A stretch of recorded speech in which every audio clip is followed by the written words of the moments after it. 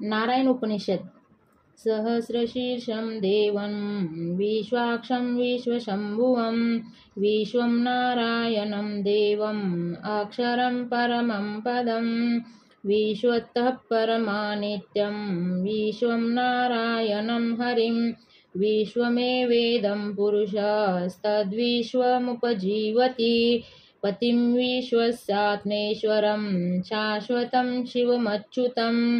नारायणं महाज्ञेयं विश्वात्मानं परायणं नारायणः परज्योतिरात्मनारायणः परः नारायणं परब्रह्म तत्त्वं नारायणः परः नारायणः परो ध्याता ध्यानं नारायणः परः यच्च किञ्चित् जगत्सर्वं दृश्यते श्रूयतेऽपि वा अन्तर्बहिश्च तत्सर्वं व्याप्य नारायणः स्थितः अनन्तमव्ययं कविं समुद्रेन्तं विश्वशम्भुवं पद्मकोशप्रतिकाशं हृदयं चाप्यगुद्धोमुखम् अधोनिष्ठावितस्तान्ते नाभ्यामुपरि तिष्ठति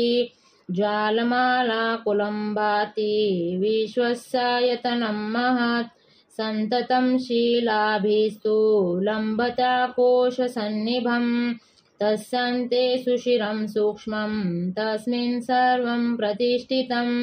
तस्य मध्ये महानग्निर्विश्वार्चिर्विश्वतोमुखः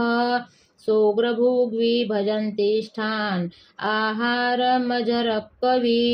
तिर्यगूर्ध्वमधशायी रश्मयस्तस्य सन्तता सन्तापयति स्वन्देहम् आपादतलमस्तकः तस्य मध्ये वह्निशिखा आनिर्योद्ध्वा व्यवस्थितः नीलतो यदमध्यस्थ द्विधिल्लेखेव भास्वरा निवारशुकवत्तन्वी पीताभास्वत्यनुपमा तस्या शिखाया मध्ये परमात्मा व्यवस्थितः